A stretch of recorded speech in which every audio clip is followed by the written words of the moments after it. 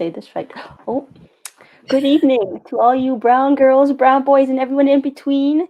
This is another, I guess, meeting of the Brown Girls in the Rain Book Club.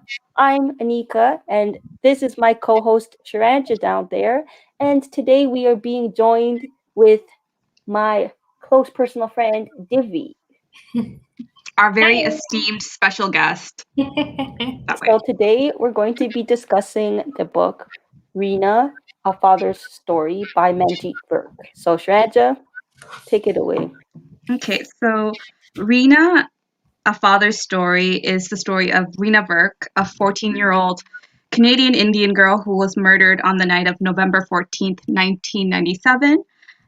So she was at an outdoor party in this small town called Saanich, British Columbia.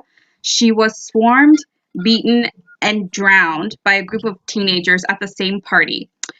Reena was a victim of bullying for many years, and she had been in and out of the foster care system in the year before her death.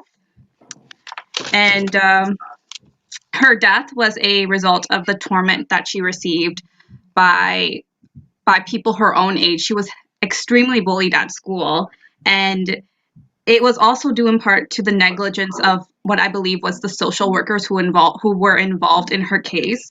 I think they reacted too quickly when they removed Reena from her family home. They never really investigated the claims she was making. She was making claims of abuse against her own family in order to be taken out of the home, but those weren't true, and the social workers never did anything to investigate those claims. They just quickly removed her from her mom and dad, who loved her, and placed her in a home. And it was in this home that she met the people who were going to put her in that situation that led her to her death that night in November 1997. So this book isn't actually a true crime novel. It's written by her father, and I think it's more of an attempt to humanize Reena as a person. It's about how much Manjit did to sort of save Reena and to support his family at the time. It kind of came off as like a therapeutic a therapeutic writing activity for him, some like a way for him to express his feelings and show how much he loved his family. And what did you guys think of when you were reading this book? I felt like it was very personal. Wait, why do I hear echo? Go now, try now.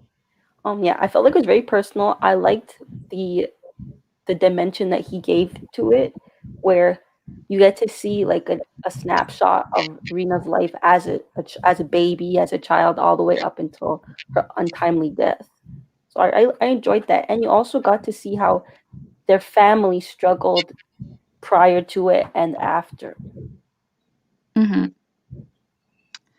Yeah, I really do feel like you got a good image of who Reena was as a person and the things that she was going through at the time, like with the things like her being bullied at school for her weight and the way she looked, and the fact that she didn't get that comfort from anyone. Mm-hmm. And I think that's she didn't get the comfort from the people she was seeking it from. She didn't get the comfort from the people she was seeking from, and that's another thing too. She was someone who desperately sought peer recognition, and I think that's normal for anyone her age, right? Like she's a 14-year-old girl. That's what most girls do when they're at that age, right? You know what? I would say too that like I don't even think she was like I think her desperately wanting to be accepted by her friends is like one, like I think all kids that age or young people that age like go through that, and then when you aren't accepted is when it like when you become more and more desperate for it. Mm-hmm. And you can see the changes that her personality took after she didn't get that acceptance from her peers. Like the fact that it's mentioned in the book that her family used to like going to the neighborhood pool and just like spending family time together. And then as the years went by, Reena, who had body acceptance issues, she started not wanting to get in the pool because she didn't want to wear her swimsuit. She didn't want to show her body. And like obviously her relationship with her father took like a drastic hit because she was very close with her father. She was her father's first child and everything. She was a huge daddy's girl. And then the choices that she made and the allegations that she made kind of caused him to, for his own family's sake, he had to like distance himself from his daughter who he loved so much.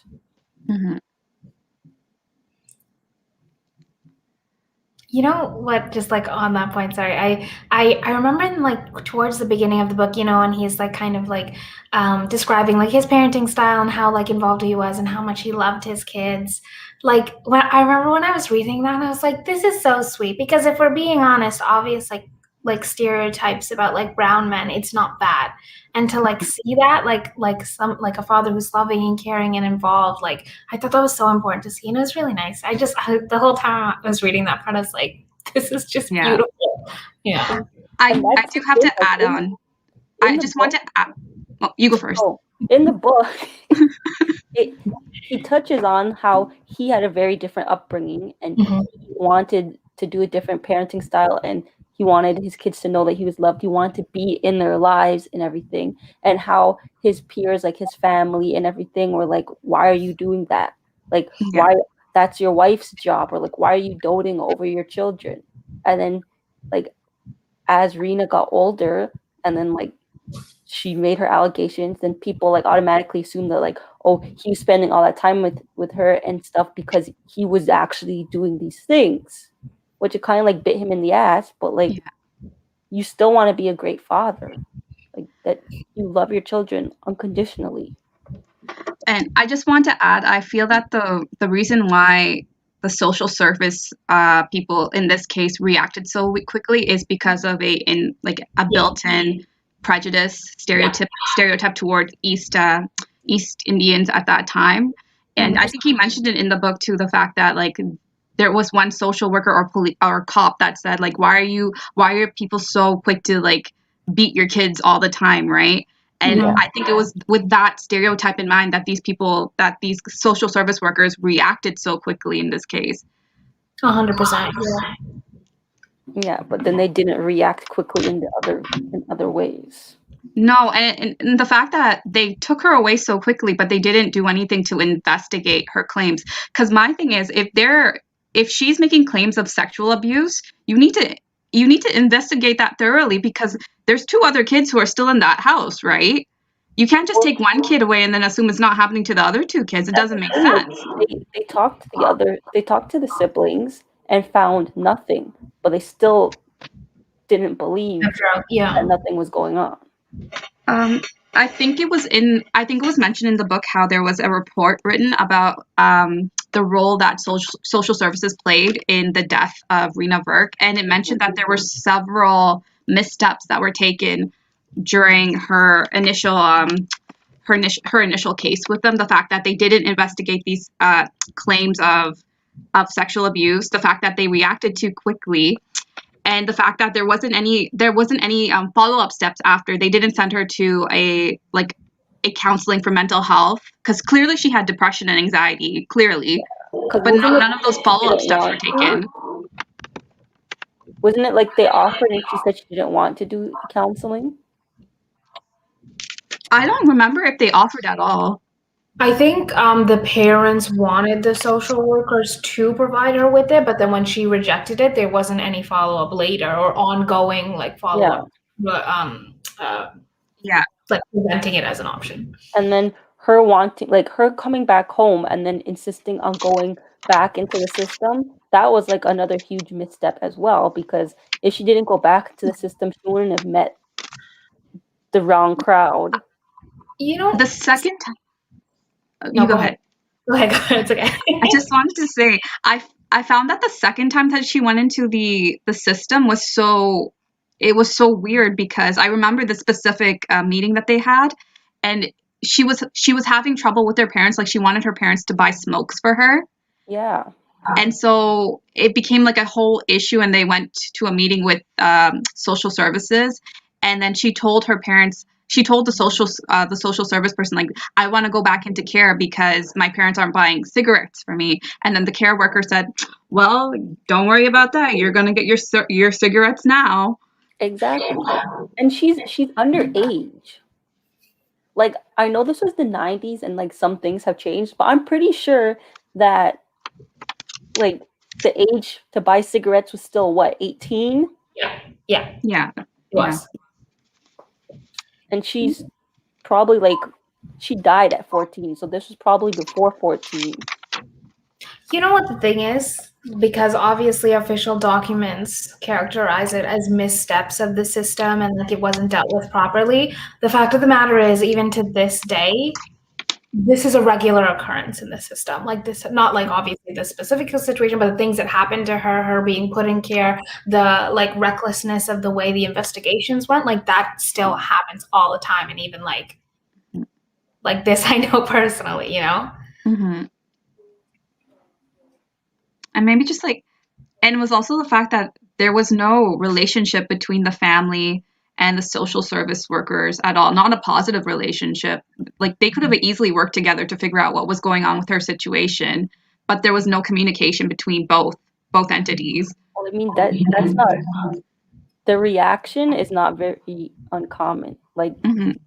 you find a good relationship with a social service and a family because the social service's job is to the welfare of the children. So Mm-hmm. essentially to take the children out of the homes. Mm-hmm.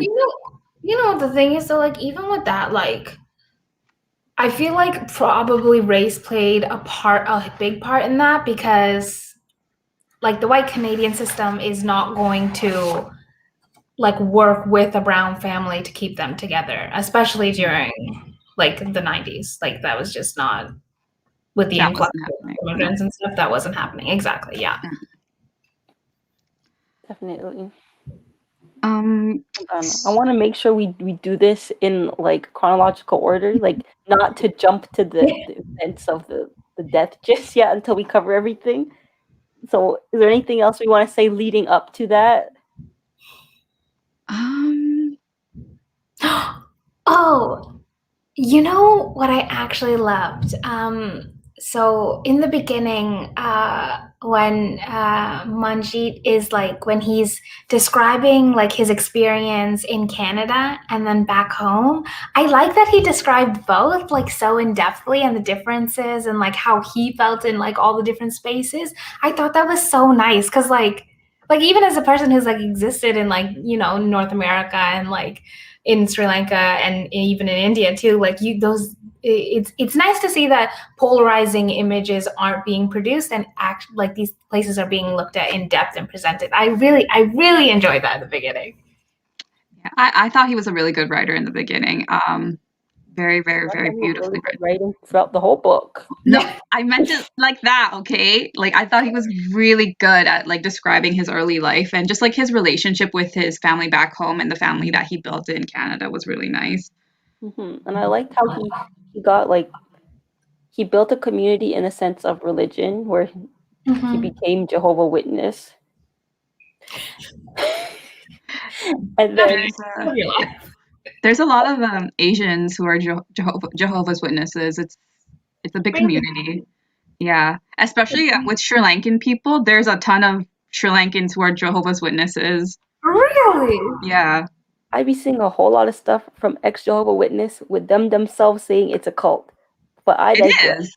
I used to be taught by Jehovah. So I used to, for my Bible studies, I used to be taught by a Jehovah's Witness teacher, and yeah, she really, it really did feel like it was indoctrination to at a point.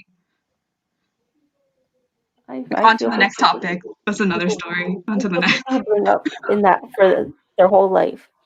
Where was I going with this now? Oh, yeah. So he had community in that sense, and then he built like a community with his wife's family, and then he had brought his family had come over too after, right? His Yeah, a mom. couple of Yeah. siblings. I think Yeah. all of them eventually, right? Yeah. So yeah, that was nice. And it was nice too that, for example, I know Strange doesn't want a fob, but it was nice that he was was a foreign person, but he was able to like marry a wife who like was born in Canada to Indian parents. Yeah, because they fell in love.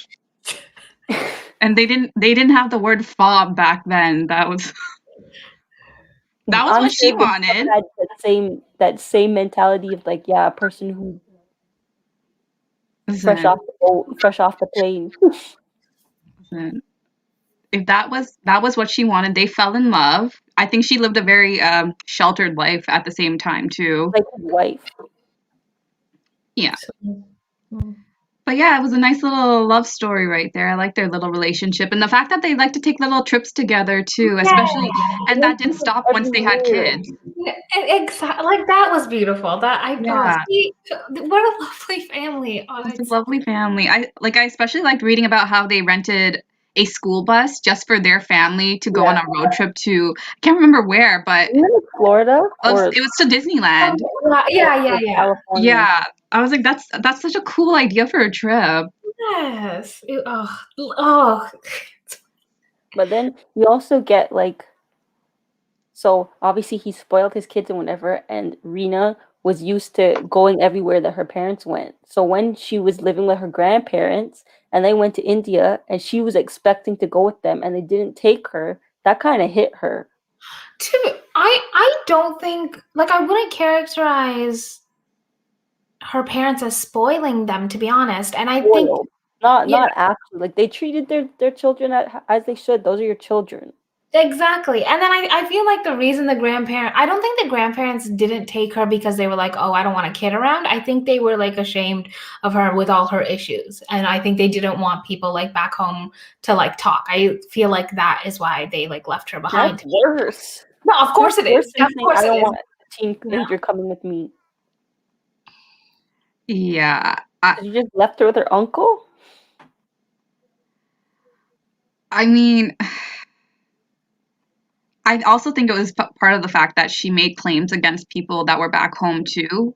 So Mm. who would they be taking her to, right? Like she had made claims against people that against her family members in India. So like how would it look if they had taken her back home, right?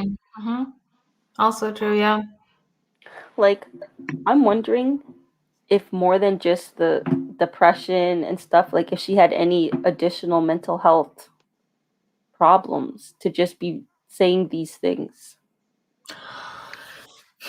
Well, the thing is though, 14-year-olds, 13-year-olds, they act out just in general because of their age. Their brains No, aren't they act properly out, but formed. not just to be saying such huge lies about their family.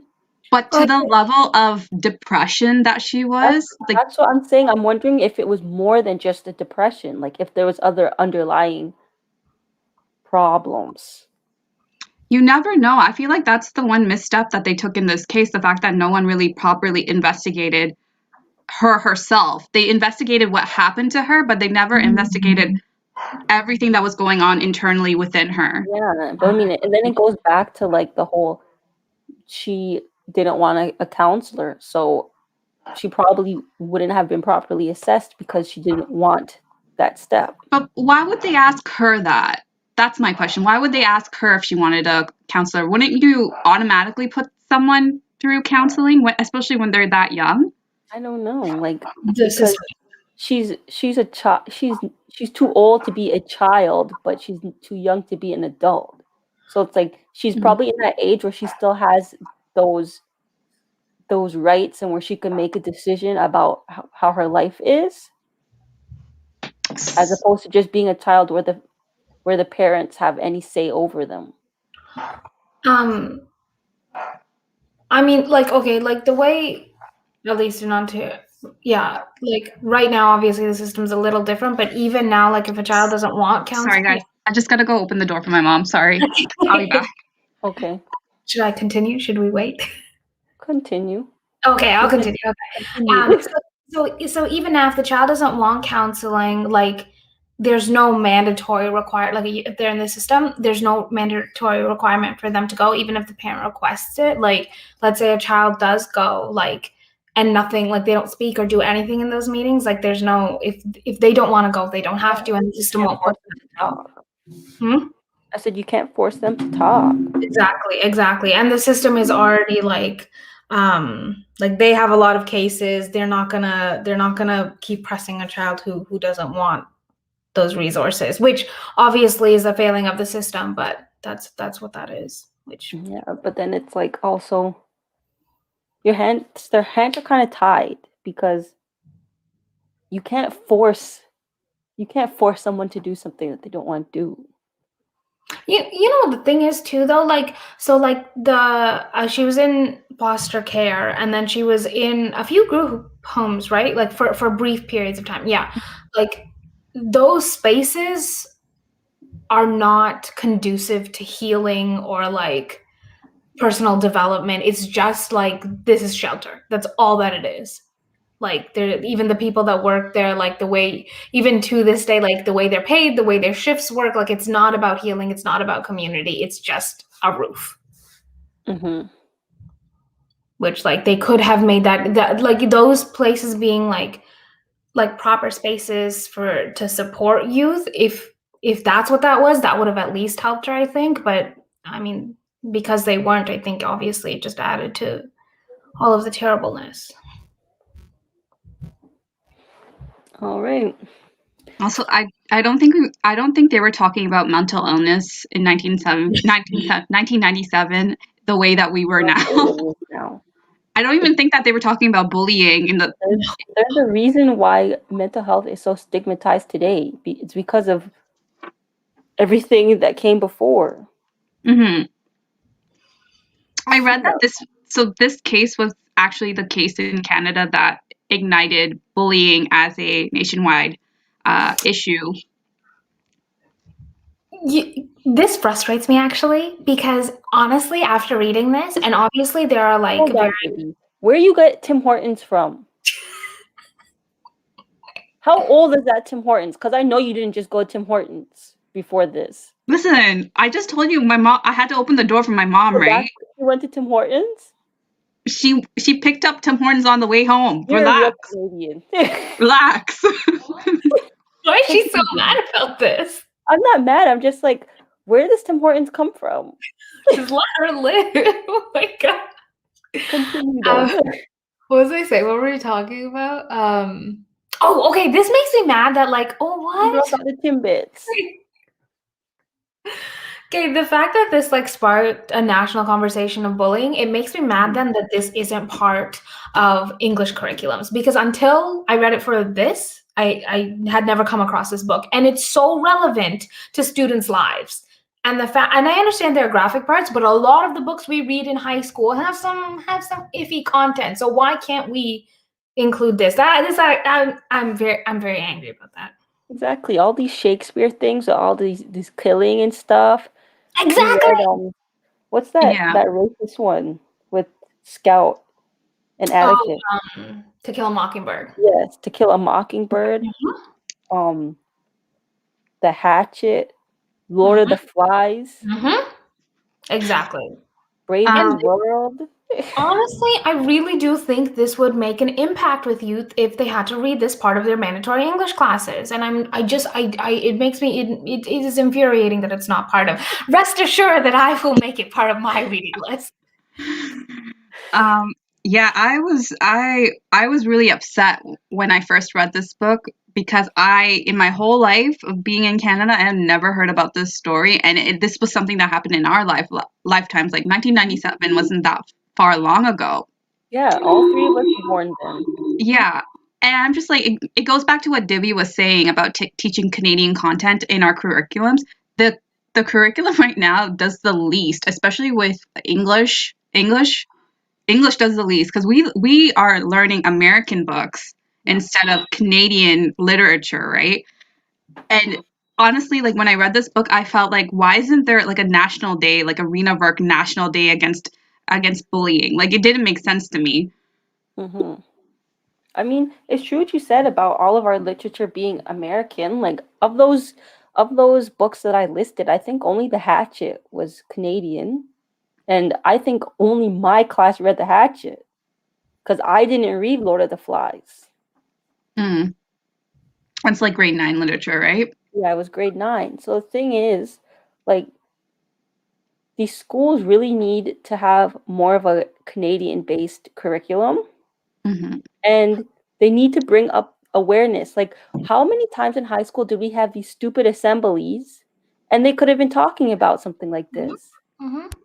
You know what too, like Like sorry, just we had all those drug assemblies or the assemblies about like, oh, like you get into an accident or whatever, like drinking and driving. Like honestly, how many kids were actually driving in high school? mhm, mhm. Hmm. But like Obviously important you to could talk be about because experiencing bullying. you know what the Yeah. thing, like I think about the English curriculum and like yeah, like sure, like a lot of it is American authors. I feel like I mean literature is literature. Obviously, I think having Canadian authors would like prompt conversations about systems in Canada, but also like we are the classroom is becoming a very diverse place, and so books about brown girls and black boys and like Asian girls, like all of these things should be included. And especially with something like bullying because it's happening. Like we see it all the time with young kids. So like I just I don't understand. Like I don't know. It's and That being said, I think that we're coming to a point where people are just really hypersensitive and the smallest of things they're yelling saying it's bullying. I don't know. I feel like bullying happens differently these days. Like we're not in high school. Like I feel like honestly, like the online bullying, like you get to never escape that. And I saw that Yeah. happen to my brother. Like, and like Chandra, you've met him a couple of times, but like Anika, like you know how like outgoing and like well spoken and stuff my Yeah. brother is. Like Yeah. because of all the stuff that happened in high school, you don't get to escape those spaces of bullying or like peer trauma or anything when you come home because it just continues it just online. follows you. Yeah, Um, And like honestly, that's partially us. It's our fault as a society too, because you shouldn't be like children should not be no, subjected to yeah, social media. yeah, yeah, they There's shouldn't be there's a having reason why social they media have that young. there's a reason why they have limits on this, but these people and their parents allow them to just make it at like whatever. Tell me why? Why does a baby who can't even like yeah. properly hold a phone have their own account? And like Hmm. that is going to affect a child's mentality.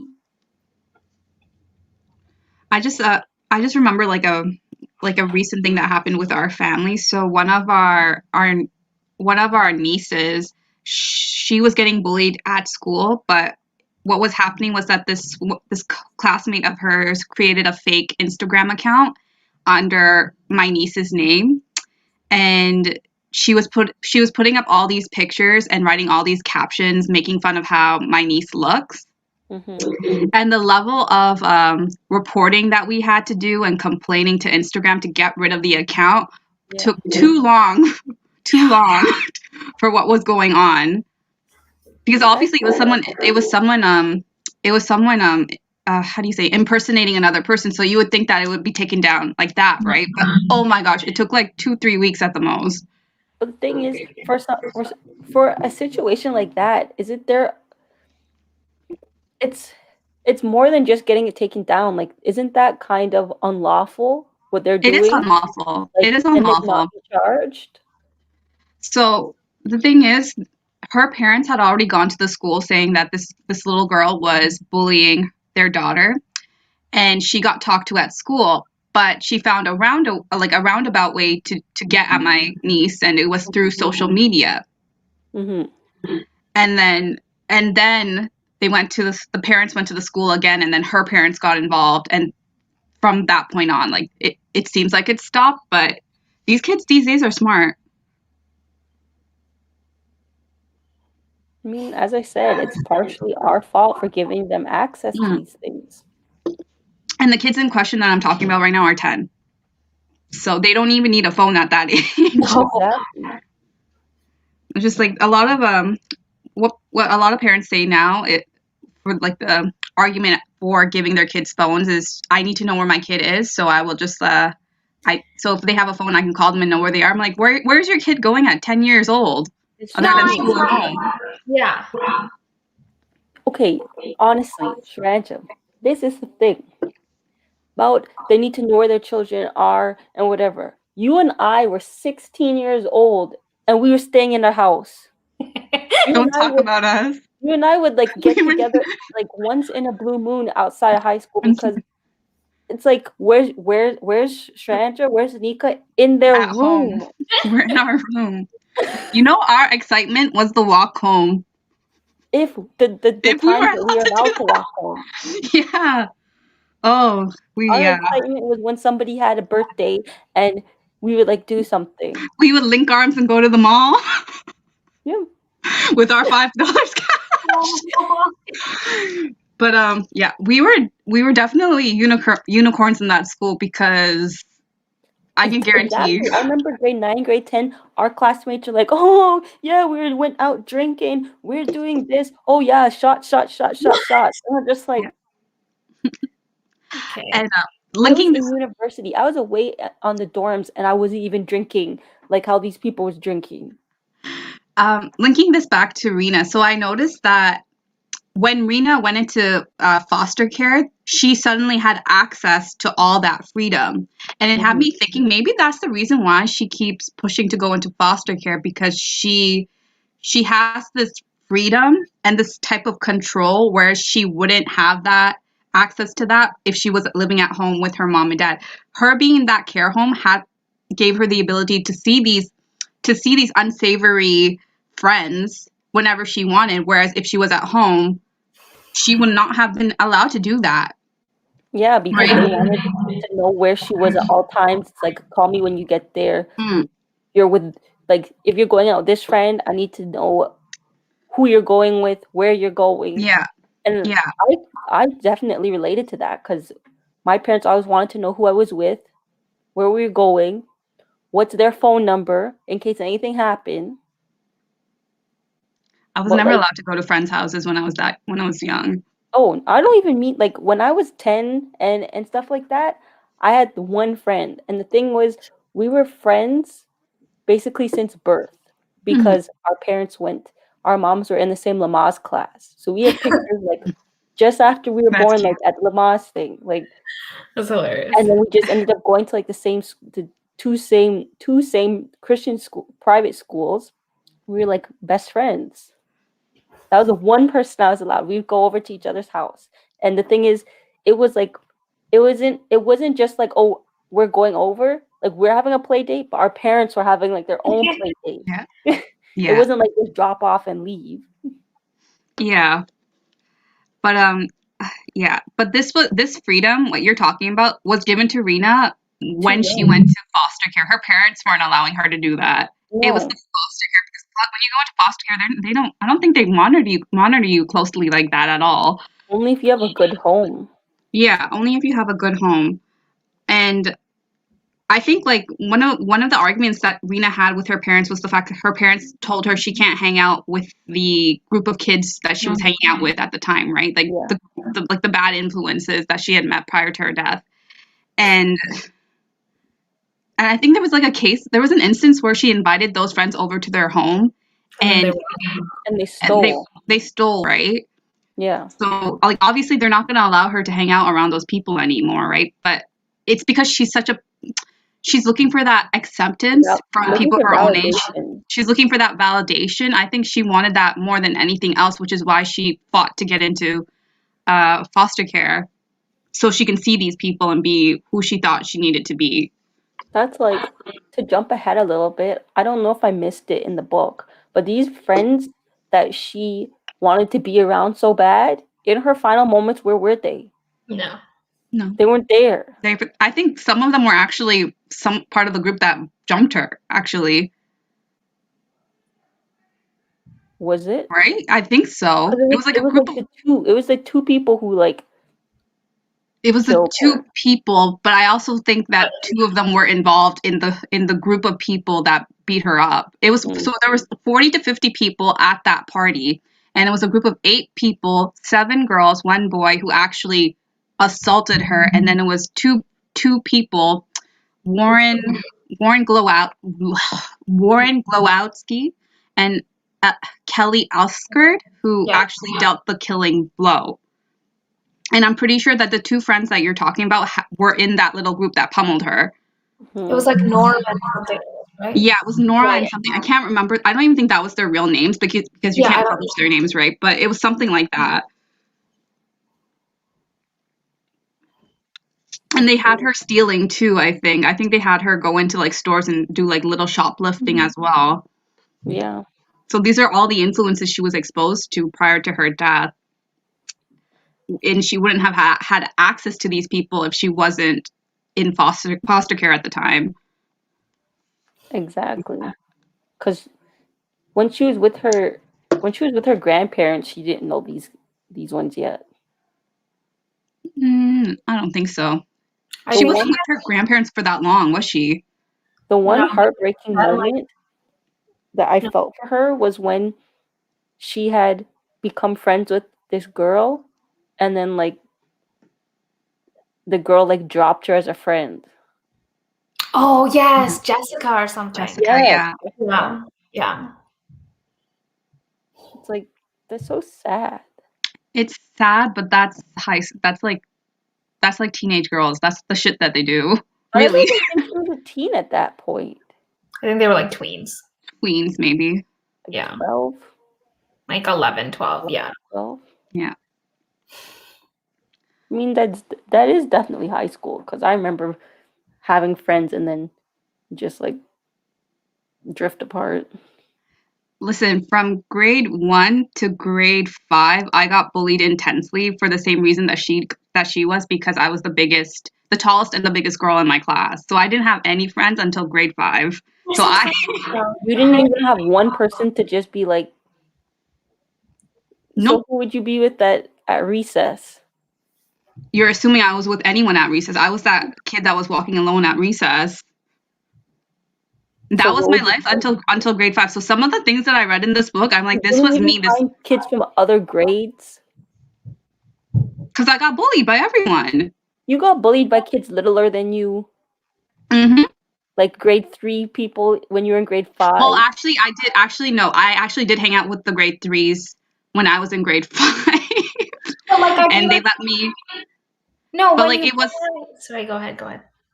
but like me hanging out with them also made me a target for the people in my own age group as well, because they're like, oh, she can't make friends with her own age. She has to go play with little kids. I mean, That's that's what I was fine. I gonna think say. I was in grade 8 and I had friends in grade 5. I didn't. Actually I didn't have friends until the first day of grade 6, when my first friend ever in life reached out to me, and she pulled me into their group. I mean, Didn't I look, tell you? Didn't I'm tell you younger than though? you and you're friends with me, and Divy's younger than us, and we're friends with her. We're Yeah, friends but with it's Divy is her. at grade 5. like But after high school, it's different when you're I'm friends trying to with think, people. Divy, how much younger than me are you? I Like, think I'm what year were you born? 94. Is this So, should I be able to 3 years say? younger than me. No, 2 years. so you would have 2 been years grade younger than 6, me, you my actually, because little I'm grade 91. 6 friend. Yeah, but it's different. Like when you're in school, like people Yeah, definitely like make fun of you. Like, why can't she make friends in her own grade? Like yeah. they say It that. makes a big difference. Also, like Anika, I'm pretty sure I told you that story how I like the grade 7s when I was in grade 5, they used to form a wall, and every time like I had to walk past them, they would scream out things like, "You're so black, spider, fat, ugly." Like they did that to me for like almost like a year. Like because I had to walk past them, so they did stuff like that. But it wasn't until I got that group of people around me that like it stopped. Also, I lost weight too, so that helped. How's your mental health? Okay, no, you know what? Also true. Like my like Because that affects you. Like, that's trauma. Like, and that's yeah. you're my friend. I need to make sure that you're okay. How is your mental health and how has that trauma affected Listen, I you, don't want your to talk about my relationship. trauma. I want to talk No? about Reena. She's saying that she wants a therapy session later. Later, when this is done. And that's why I'm telling you from like a place of knowing that's what kids do. That's just how they are. I don't know why, but this is how kids treat each other. Unless you have someone who knows how to treat other people, this is how it's done. And a lot of times, even though a kid might not be mean, he or she could be nice, but they also follow the leader, Yeah. The right? thing is that yes, you change, but you don't change that much. So you say kids are like that, but those kids grow up to be adults like that. Mhm. I I disagree. So there's an example in the book itself with Warren Yeah. Golowowski. Yeah. Age 6, he committed the crime at age 16. He was one of the two who actually he actually Yeah. Yeah. dealt the Yeah. killing blow and helped Yeah. drown her. Um, he from him being in prison and participating in these restorative justice programs where he was able to he was able to get a connection with Rena's family. He showed remorse. He showed that he knew what he did was wrong, and he was able to make himself a better person because of that. And also, like there were several factors that in his past that people kind of ignored when they were investigating this crime initially. The fact that his mom, he grew up without his mom. His mom was very alcohol, like a severe alcoholic. She wasn't in his life, and his dad also left him to go to Las Vegas, and he was 16. Yeah. So he just left him by himself. So that just shows like what kind of parenting relationship was there. So I don't Yeah. know. But okay, you say that you disagree, but the thing is, he he changed because of restorative justice and all these plans. Yeah, My point being that if a child is like that and they just grow up like without being told like that that's wrong, or without being being led down the correct path, they're just going to grow up and be the same. They're going to be yeah, an adult the same way as a definitely. child. Without anyone to intervene, they're gonna definitely grow up to be an even bigger a-hole for because sure. because okay, you talk about Warren, but look at the girl Kelly. She's still a huge bag. Well, so and I read an and article about her now, and she's saying that she's showing remorse now because she's a mother. She has two kids now, and she's out on parole. But I don't know if that's like and just Hold on, wait, Kate. the thing Did is, if if the two of them got off with it, like if the two of them didn't get locked up, do you think that they would have no, really changed? no. That's my But thing. well, but I don't think it's just system intervention. Like I think in yeah, people's lives, if there's some sort of intervention and personal reflection, then Yeah, they like I don't think but it's a only lot like of people aren't. A yeah. lot of people aren't like that, Mhm. especially now. As I said before, that people are too sensitive, right? So what I mean by that is people don't like to be told what to do. People don't like to have their behavior corrected. You know how the old thing used to be like it takes a village to raise a child? Well, now if you tell somebody's child don't do that or like act right, it's like you're the bad person for speaking up. So like people, if you're not being corrected, you're going to lead that path, but people are not correcting each other because they're like, oh, like say Sharanja, say you're to do something, and me as a friend, I should be correcting your behavior if I see you doing something that you shouldn't be doing or a behavior. But if I'm like Sharanja's too sensitive, she wouldn't take it right, or Sharanja's not going to listen to me, I'm not going to bother. You're going to continue with that behavior, and that's the problem with us. yeah, You know what the thing is, the whole like just like going back to the it takes a village metaphor. Like I Mhm. think it depends because if somebody like okay, for all of us who don't know, I am my brother's guardian. Feel weird like stating facts about me. Anyway, for example, if the way my other brother would raise children would be very different than what I would do. And if he offered me, like, or said, you should do this, X, Y, and Z, and I knew that it was detrimental to my brother, but he kept pushing and pushing, I would be annoyed by that. But at the same time, like in my circle, so even for example, like you, Greg, like Shanae, like all these people obviously contributed to the way that I raised my brother, and even like my mom, for example. So I feel like it depends on who's giving the advice. If it's somebody who's like obtuse and like trying to be like, you're wrong, you don't know shit, you're Well, gonna be yeah, like, that's the thing. You have to be selective with who should I be is in your sparing? village, or like not listen to every person within your village. But it's also like something as simple as I'd seen this TikTok where the woman was saying like she was raised in that whole mentality of it takes a village. So she was at the gas pump and there was a child and they're asking their parent like a question, and the parent was just like, I forget what the question was, but the parent was just like, "Oh, I don't know." But the person making a TikTok knew the answer, but she withheld it because of this whole like people don't like you talking to their children or don't like you inputting. So she's just like, that is a fact that I could have taught the child, but because of the way our society is right now, like now the child's just gonna go along living life thinking that like there is no answer.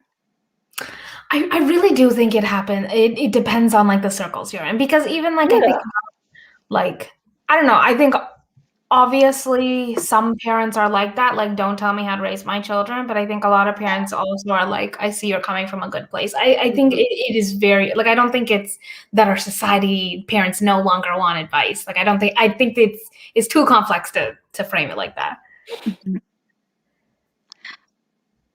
I do have to say that what Anika is talking about, I noticed that more often than not with certain privileged families. The fact that their children can do no wrong. If you're complaining about your kid, it's on you, not my baby.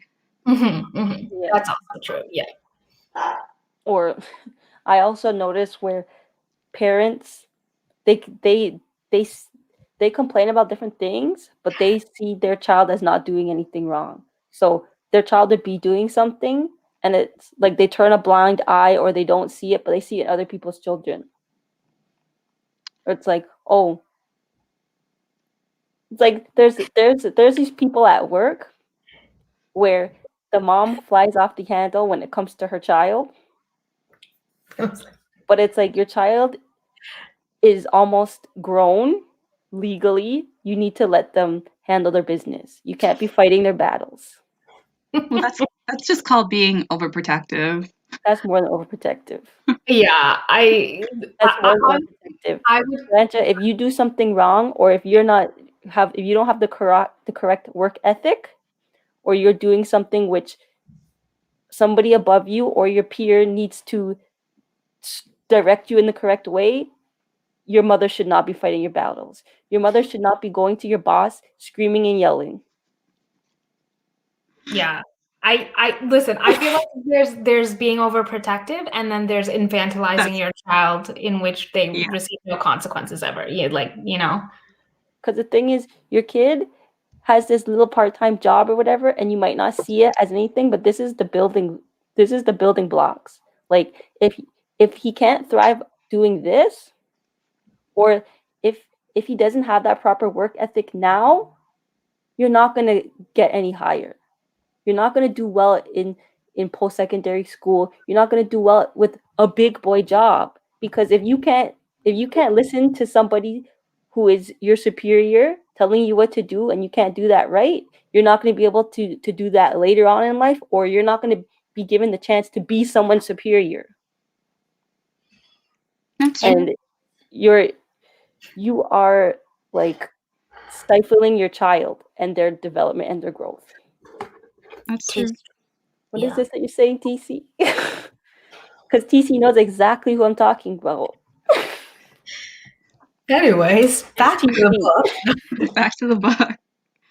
I think all of what you two were saying kind of carries over to Kelly Ellard, because throughout the years that she was going through the trial for this case, it seemed like she was adamantly saying, I am not a monster. I'm innocent. I'm not guilty of this. And her parents were behind her, backing her all the way. And I'm just like, but she was there, and there was no reason for her to be doing this to another person. So what are you teaching your child as a 15-year-old girl that she cannot even at least fess up to this crime? Can so what happened? Like, I know she got a fourth trial. What happened? So all her trials and everything, pretty much they all got denied. She and Yeah. both her and Warren were sentenced to life in jail. And Warren, like I said before, like he went through all these restorative justice programs. He applied for a parole in 2010, and with the support of Reena's parents, he was able to get parole for himself. So he's been out for a couple of years. She, up until 2014 or 2015, was still denying her guilt in this until she had a baby with her ex-con boyfriend. She got pregnant during a conjugal visit, and she had a baby in prison. And Wait. So, because at the end of the book, like we don't know. So, like at the end of the book, we know that she put in for an appeal. She put in for appeal. It got denied. Okay. So she was in jail for a few more years after that, and then and then actually let me say this. She actually got on parole for a little bit, a few years after that fourth appeal, and she got sent back to jail because she assaulted a 58-year-old woman in the park in Victoria. And because of her assault and her previous record, she got sent right back to jail. And then she got pregnant while in prison, and she had a baby. This is the first baby. And then she started saying, I feel remorse, I feel guilt. Now that I'm a mother, I feel what I did was wrong, and I'm willing to own up to it. And then it sort of set up the building blocks to getting her released right now. She has 2 kids now, and she's still on parole. She can't leave Victoria. She has to stay in the area, but she has to stay away from the family of Reena Virk. She can't contact them for any reason. There's certain like steps that she has to follow in order to like successfully complete the parole, but that's like the update on her right now. So speaking of she can't like contact them, I found it like really, really good that Warren and the Virks were able to like talk to each other, have like kind of forgiveness and restoration in that. That was amazing. Yeah. No, go ahead, please. You go ahead. I really like the way like Manjit, like the way he wrote like his journey in forgiving Warren, and I don't think he ever completely did, obviously, but like the way that he wrote that experience, like it just shows like it obviously it's hard, and obviously it's not a one-step process, and it's ongoing, and you have your dips and lows, but you still don't want harm to this other person. That was like a really powerful just account, and I don't know, it was sad and it was a lot, but it was good. That was one of my favorite parts of the story, the fact that like he can go through all of that and still give out forgiveness.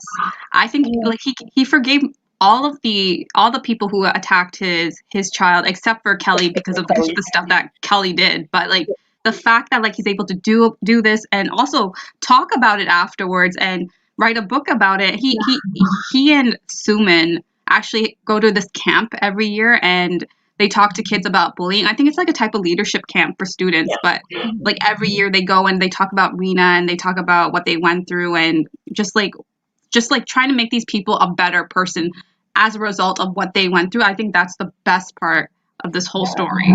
Like that's huge. Like as you said, writing this book and like regurgitating those emotions takes a lot. And every time they go to do these speeches, they're regurgitating it, like they're reliving the whole experience over and over and over again.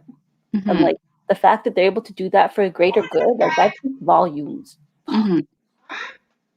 I could only imagine like how hard that must be. Like I feel like it's like re-traumatizing them every time, and they're doing it. You know, he even says like it's hard, but like I do this so kids will learn something from this, and I don't know. Yeah. And Did we speak on how the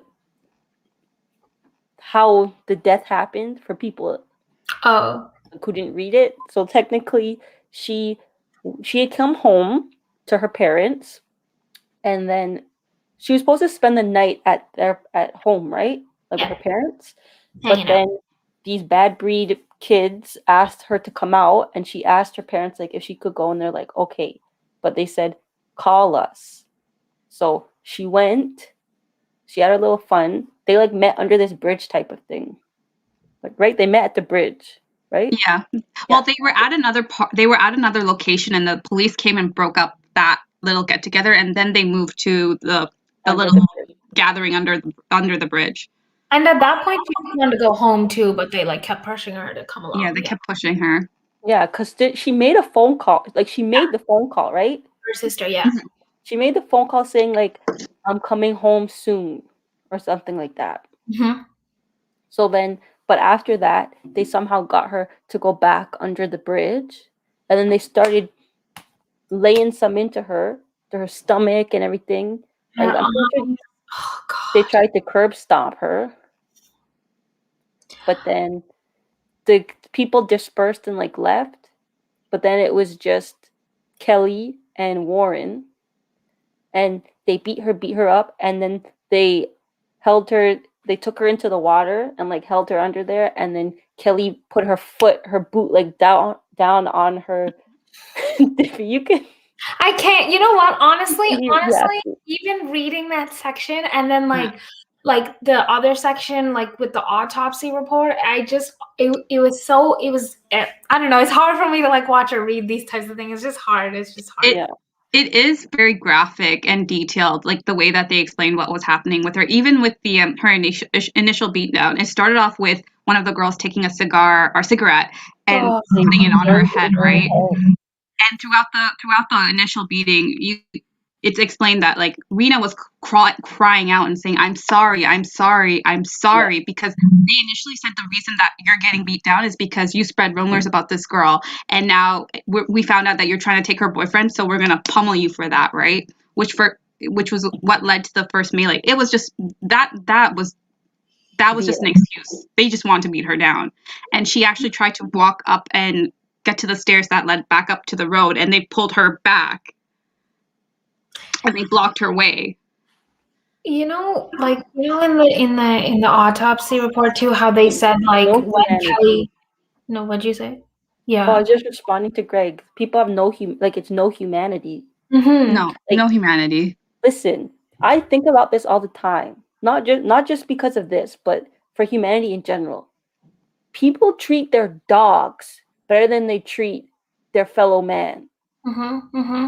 If you so much as tug on a dog's thing too much, people are running at you saying, "Oh, the treatment of the dog, blah blah blah," and for different animals. But people totally treat each other with absolute disgrace and no humanity whatsoever, and they get away with it.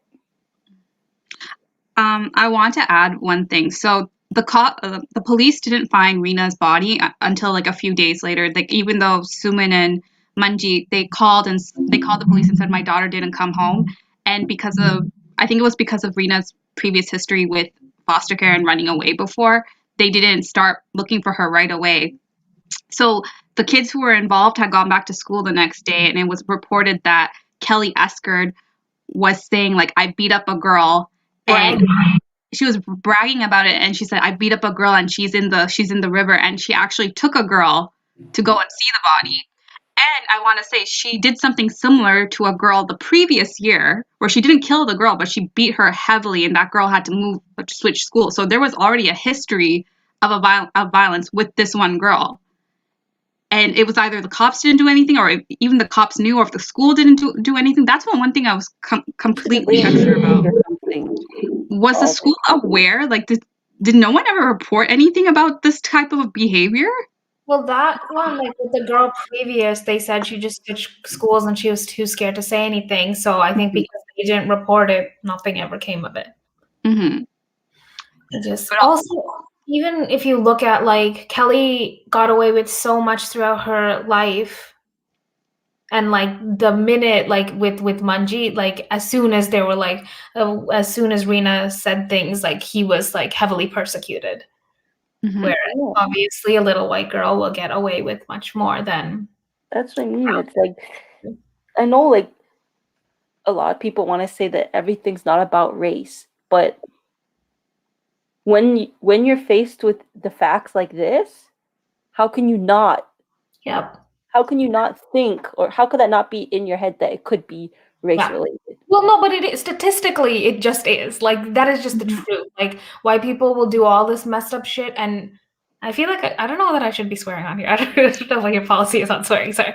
What When do you need they to do all say? this stuff, when they'll be like they won't get in any sort of trouble, and it'll be a pattern of behavior, and it'll be overlooked, sidestep. But the minute somebody like sees a brown man raise his voice or something, or a black man like walking down the street, criminalized instantly. And there's stats on this, overwhelming stats on this. Or like how how a lot of like okay, so we know that we always get like these amber alerts. Not always, but we get quite a few amber alerts when a child goes missing. But how often have you got your phone ringing off for an amber alert when all these indigenous girls Mm, are missing? Never, exactly. Exactly. Never. never. Literally never. How is it that a whole bunch of people are being kidnapped, taken from wherever, and you don't hear anything, but a black man is walking with his mixed child and it's a problem? Yep. Is that child We, yours? It can't be yours. it's oh, I just oh my god.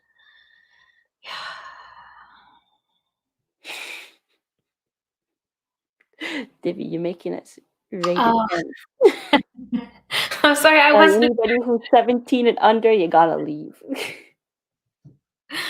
I just feel like I've never heard you both swear on here before. Oh, So it's like, Greg, you maybe I gotta leave. should. Stinky I'm drink. just leaving now. Oh man, come back. I. Hold on, guys. I have to do something IT related for my mom and dad. I'll be right back. Okay, we'll hold it down. In any case, and like so, like I was saying, like the autopsy, and when they said that when Kelly dragged Rena's body, they found like pebbles like in her Yeah, like from the like bottom of the lake. like I can't even like the type of violence and the type of terrible person that you have to be okay with doing that to someone. I just truly like on a cellular level I do not understand.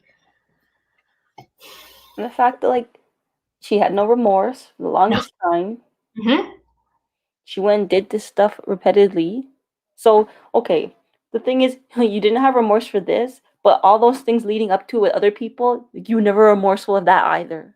Hmm. And it's like you're only having remorse for this one crime that you did. What about all those other things? It's because this one is obviously highly publicized, and you have to now. Also, her whole thing about "oh, I'm a mom now, I feel bad." I don't under that. You, are we excusing your inhuman disgustingness? Because I just don't understand. Like, I no, that is not no. I'm just angry now. Yeah, yeah. And reading Oh, the. like honestly, I know I'm getting into social service work, but sometimes I wonder if I'm going to be able to take it. Like Yeah, yeah.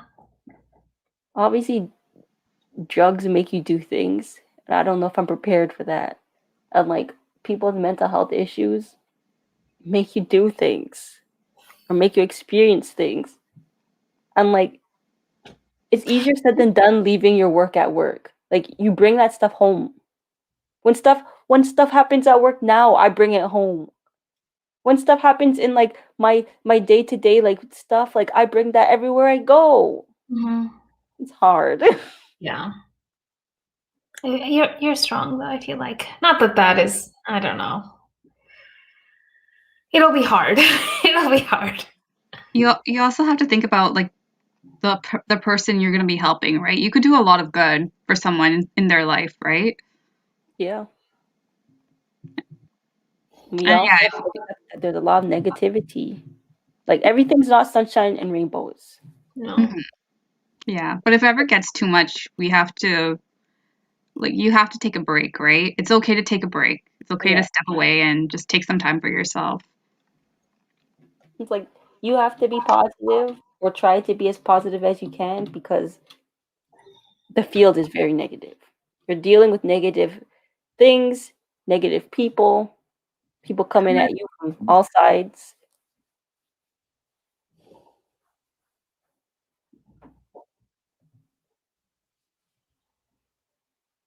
What's like kids and their parents?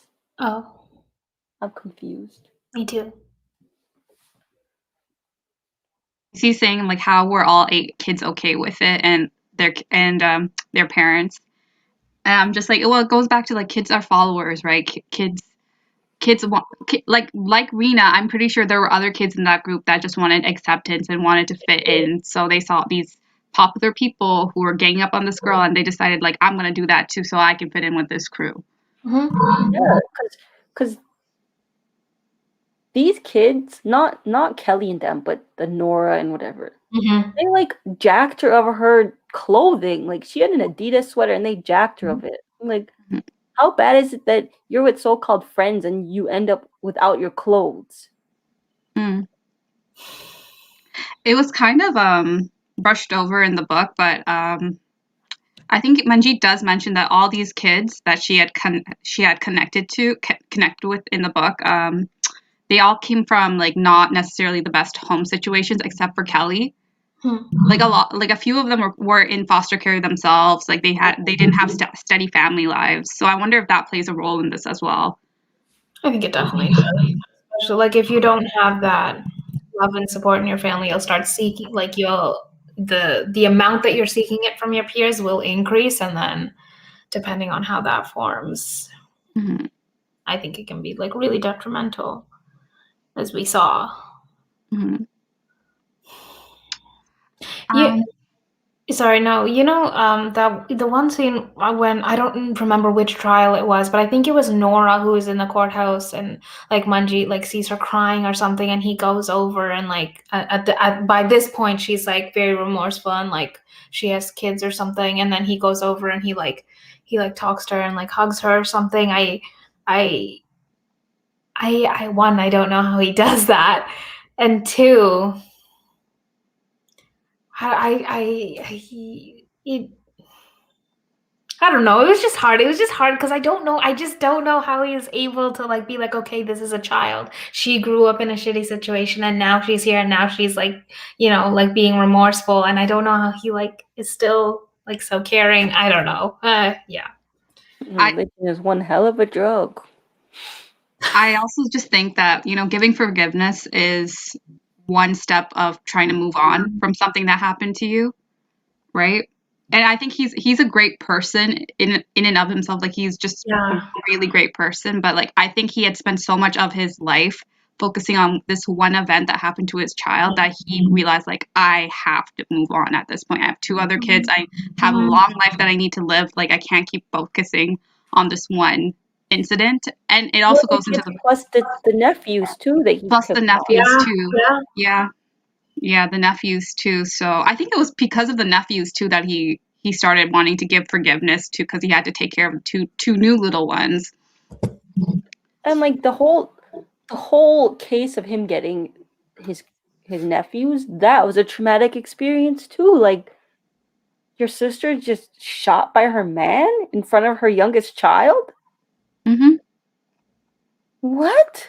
Yeah. You are more likely to be killed by somebody you know, actually. Just stranger danger is not as much as a thing as media makes it. I just thought I would throw that in there. Yeah. Watch your back. It's true. No, okay. Okay. Are you going to kill me? Wait, why did you say that? All right. Well. But yeah, Divy is right. Usually it's someone or someone you're aware of. Same with accidents. You're more likely to have an accident within your neighborhood. because your guard is down. Yeah. As soon as you get on your street, you think that, oh, I'm home now. I don't have to be as careful, but no, you got to be careful. Extra careful. Like our road is like 40 miles per hour, but I see so many people just going at like 60, and there's like little kids who play in the street. Yeah, so moving on from the whole like what happened. Actually, on a side, well, not a side note, as part of like the epilogue to the story, I was doing some research on what happened to the family after this whole incident, and I actually learned that Suman actually passed away. Suman actually passed away from choking at a cafe in 2018. Like she was at a local cafe in Victoria and she choked on something and passed away, and she was only 58 years old. So it just keeps going. As if this family hasn't suffered enough. Yeah. You know, like, that's why, like, I don't know how Manjit's, like, obviously he's gone through his, like, highs and lows in terms of, like, emotions and, like, you know, existing in the world, but, like, I don't know how he remains so, like, positive and, like, is an uplifting person. Like, I feel like I would crumble. I don't know. Especially there's this one line in the book where he's like, to him and Suman, like, their oldest child will immortally be 14, and I was like, oh my god, like, I don't know how parents go on after losing their child. I know, as if like that wasn't enough, and then everything after that, I don't know, I'm just very emotional. I'm sorry. I don't even know. Like, he has his Jehovah Witness. He does say at one point that it was a certain type of therapy that he was going to, but he was going, and they went to couples counseling after Reena was killed as well. Yeah, he did go to like a type of counseling, and I think he also mentioned that writing the book was a form of therapy for him as well. Mm-hmm. Definitely, like if him and Suman didn't do couples therapy, chances are they probably wouldn't still be together, because the statistics are higher that once you lose a child, the parents don't stay together because they go through trauma. They kind of blame each other sometimes. I like that he touched on that too. He was like, you know, like, of course I did everything I could for my child, but then, and then at times he would be like, but what else could I do? But then at other times he also like blamed himself. And I like that he showed that like struggle, because no matter what you do for your child, if something like that happens, you're going to blame yourself regardless of how fantastic you were. And it's hard to, the whole thing was hard, man. I'm still not okay. I feel like him offering the transparency was definitely Yes. a plus. Mm-hmm. Like, you feel more connected, more relatable. Mm-hmm. Mm-hmm. Like, you can feel yourself in that situation, in the same time knowing that you would never want to actually experience that for yourself.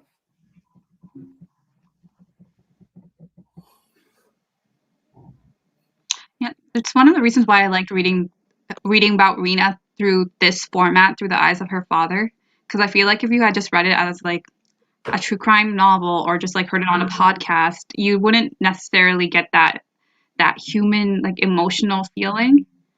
It would have just been like very bare bones, like, oh, this is what happened, this is what happened afterwards, but you wouldn't see like the personal connections that people would have had with each other. Like, you especially wouldn't have heard about Manjit taking care of Reena's bird after she passed away, right? And that being his like another form of comfort for him.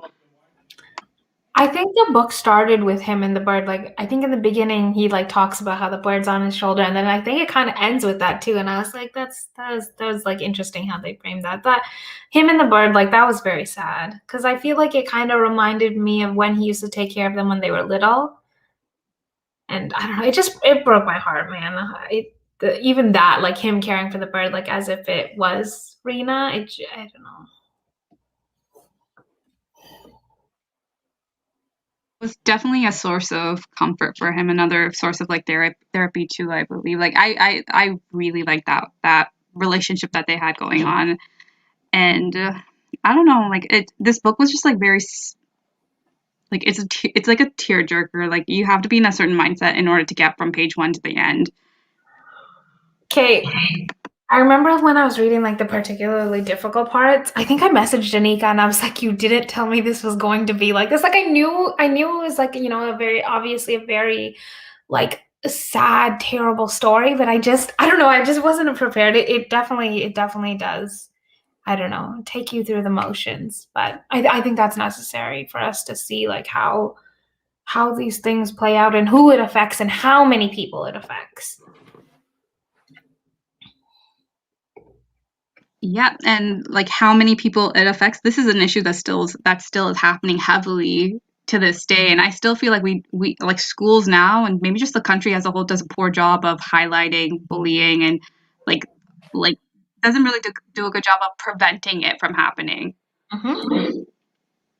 Like as you said, we really should have a day because I know that there's a day in school where everybody wears pink for bullying, but like they should Yeah. have specifically Reena Virk Day. It Yeah, needs like to be important. with Anika, what you're talking about, it's just like it's almost like they treat it like a slogan, but they don't attach any personal stories to it. 100%. Don't get me started. It's kind of like that Bell Let's Talk thing. But that's a story for another day. A lot of it is performative activism or performative allyship, which I'm just like, what does resharing a post really do for actively talking about mental illness? Like, I just never got the point behind it. I mean, I'm just not even. You guys talk. I can't. I can't. I don't have the capacity to go over this right now because my blood is still boiling from the day that it happened. You two talk What about it. happened? it's all part of the song and dance. Like I feel like especially all these big corporations, the white colonial settler society that they have produced, it's all a song and a dance. They're going now because they have been prompted to, will pretend that they care about mental health, will pretend that they care about racialized bodies, they'll pretend that we care about people's well-beings. But when it comes down to it, they like I don't think any real action. I don't think the things like big corporations, the government, like Ministry of Education, for example, like I don't think they're actually doing anything that needs to be done to address all of these different issues.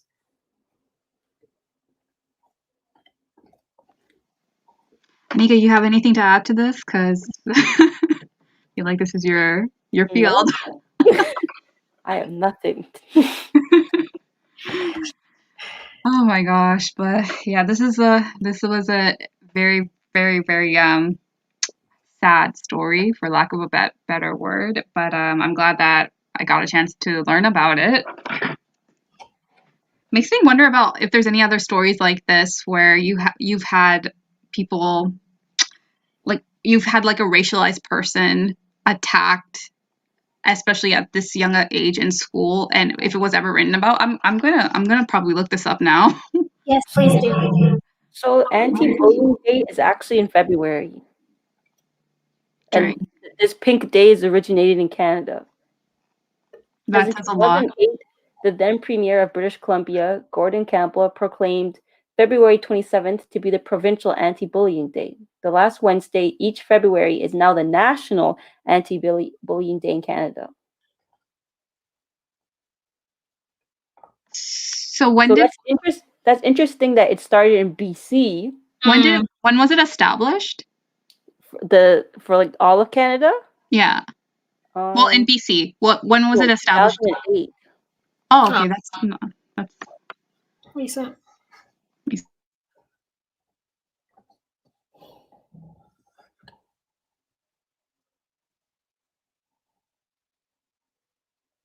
But apparently, the original event was the reason why we wear pink is because this whole anti-bullying thing was because some guy got bullied for wearing a pink shirt. Yeah, perfect. So like, okay, like bullying's not right for that, but like there's this greater issue of like the whole Reena Virk thing, and they couldn't, nothing came out of that, but because somebody got bullied for wearing a pink shirt. Yeah. This just reminded me when I was in like grade 12 and we were in psychology class. For some reason, we were in anthro and like we were talking about racism, and all the racialized people were coming forth and talking about like things that had happened to them because of how they looked. And then you have like these two white girls who said they were profiled, or someone acted prejudiced towards them because they were wearing Uggs, and and they couldn't equate what had happened to them as just being plain stupidity and racism. Because like you can take off your Uggs and like the person wouldn't say anything to you, but I can't, like no one can take off their skin color. And it's like, when we were in high school, Uggs were fairly like, it's only been a few years that people are wearing Uggs. Like, what experiences have you had to combat 17 years of living in your skin, as opposed to 2 years maybe of wearing Uggs? Well, they were trying to say that you don't need to be a racialized person in order to feel prejudice. Okay, that's true. You don't have to be But a they racialized person to get but they prejudice. used a very bad example. Yes, they did. You can't equate wearing some ugly shoes to wearing and experiencing life as a racialized person. Mm-hmm. I feel like when people, well, when white people do that, it almost like minimizes our experiences as racial, as if like what you're experiencing with your boots. Yeah, Like, it's very dismissive. yeah, exactly, yeah. Which like just say you're racist and go, like it's fine. Like, But I also feel like it's stories like that coming from a certain type of person that always takes the forefront yeah, of the news and just the general discussion against racism and prejudice. Yeah. Like this is gonna be a random story, but like it's kind of connected to this. I remember a few years ago when well, it's still happening now, but like the Keystone Line protests that were happening in Canada and the U.S. Against the pipeline that was being built oh from Alberta to the States for the oil. So Yeah. they were having like, Indigenous people were having a huge protest about it one summer, and I remember it drew the attention of like all these like Hollywood celebrities, and Shailene Woodley was one of the celebrities that went down to like protest with them, yeah. and she got arrested with a bunch of other protesters. But the storyline then changed to Shailene Woodley, hero of Indigenous rights, is arrested for Yeah. protesting, and it drew the storyline away from the actual issue.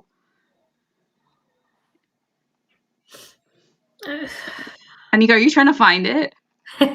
No, I was just tagged in something and I'm very distraught. I think Apparently, Ainara's Instagram got shut down. Really? Why? Oh, wait, no, it's not. No. Why would they ever shut that down? Listen, I was tagged in something. Instagram, bring back Ainara's bookshelf. We need more voices like hers. Do not silence. Hold on. message her and ask what happened after. Anika, message your Oh, dad. okay. It goes back to what I was saying before. She she's too young. The age is 13. She's 11. Are you Her serious? Instagram is silencing her, I guess. That is That's some so bullshit. silly. Oh well, I get it, but still, she's doing something wholesome. She's You have doing like, so, But the yeah. thing is, her account is monitored by her dad. yeah. So it's allowed. It says IG makes exceptions for kids whose accounts are managed and monitored by parents or guardians. Her account is managed by her father and everything goes through his phone. As of last Thursday, they have not been able to access their account. They get the message that you are not old enough to use Instagram. Instagram has not been responsive to their attempts to reach out, and they will be deleted Thursday if they can't access it in advance. We all know there are many child accounts in IG. Do I think she's being targeted because she's a young Black girl with a voice? Absolutely. Yeah. That means Instagram, yes. please reopen their account and let this girl continue her important work. Please share widely if you agree. Sharing. Well, her account is still there, so evidently they didn't shut it down. So No. I think if She just doesn't have access to it. and then by The stuff Thursday, that's if they there is don't, still there, but she can't post anything. She can't do those things. and then How if she did you doesn't get in by Thursday, they'll completely shut down. how did you find out about it, Anika? Did her dad post about it?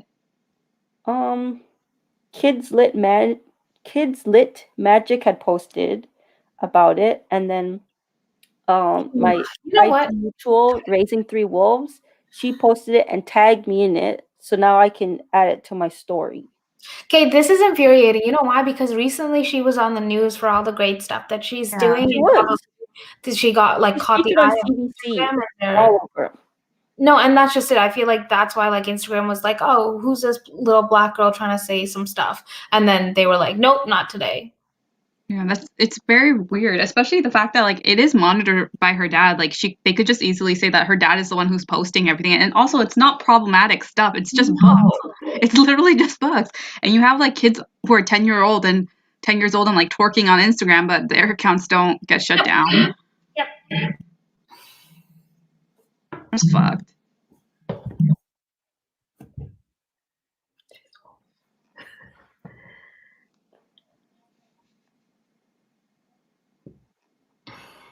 I can't believe that. And she works for the library too. She's like a special kids librarian for Hamilton.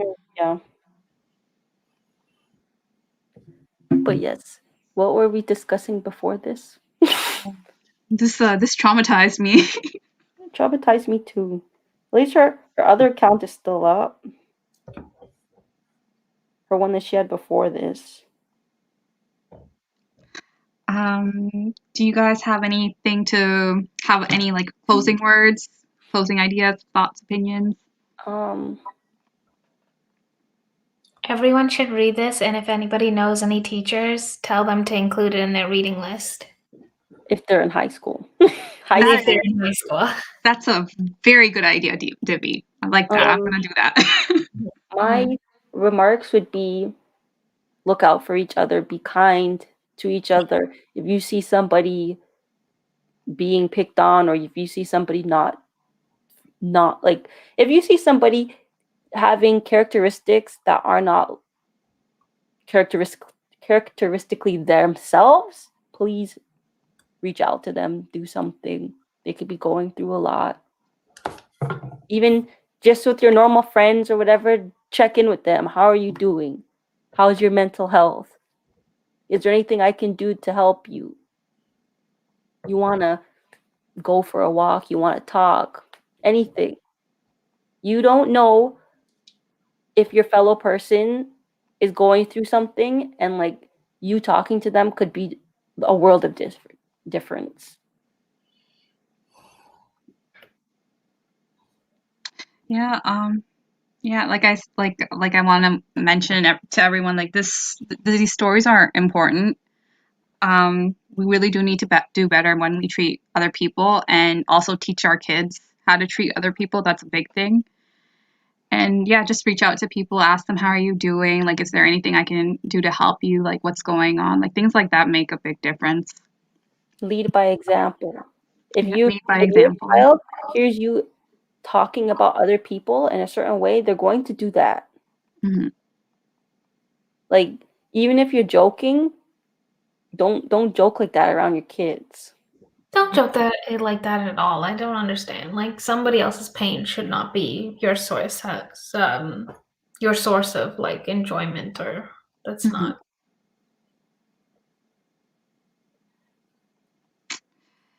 Yeah, this was just a sad story, but Anika, On do a you? happier note, let me plug me and Divy in here. So tomorrow is the start of Black History Month. Wear my shirt. Wear my shirt. Everyone's welcome.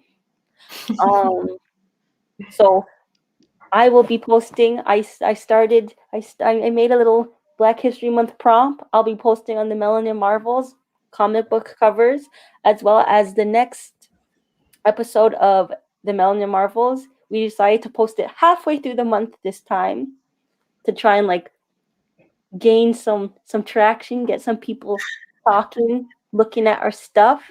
A special issue. Tomorrow will be Greg's season 2, episode 1 of Greg's Grand 3.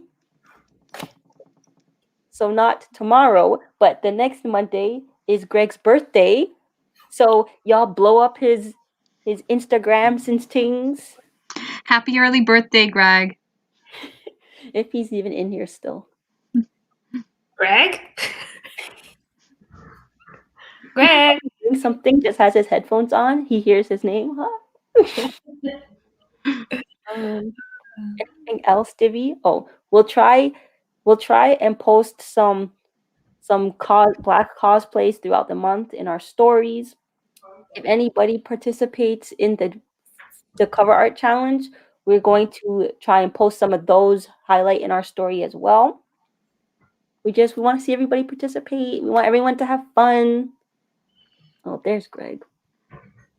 We want everyone to have fun, participate. As usual, I'll be posting the TikToks in the stories. Some facts, factoids. Am I missing anything?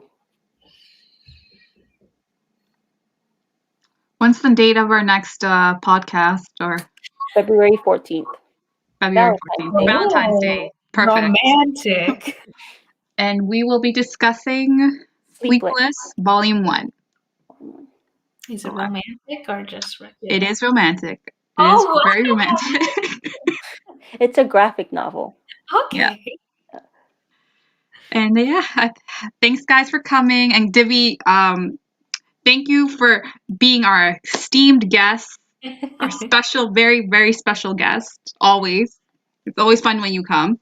Yes. Well, thank you for having me. I love coming and discussing these books with you both. Girls Awareness Day. How sad. Yeah, Vic, I got you right here. How sad. But if we go this way, we're actually sad. Shranja, Anika, Divy. Let's get Vic on here one day and do like a true crime book. I feel like she'd like that. True crime, or like a book or a podcast or something. Yeah, podcast or something. It'd be fun. But yeah, it was great. It was great seeing everyone, and thanks everyone for joining. Your support always means a lot. Thanks for the support, because you guys are always in our chats. You are our #1 fans. We gotta name you guys something, like our brownies. Oh yeah, you're our brownies. Perfect. Also, anyways, we are out. Thank you so much for joining us. We will catch y'all on the flip side, February 14th. And make sure to follow Divy. It's Jubies. Follow Shranja at BooksBounty28, and follow, well, you probably already follow me, Fresh Princess 92, and also follow the Melanin Marvels, all on Instagram, all 4. Okay, peace, love. Peace. Bye.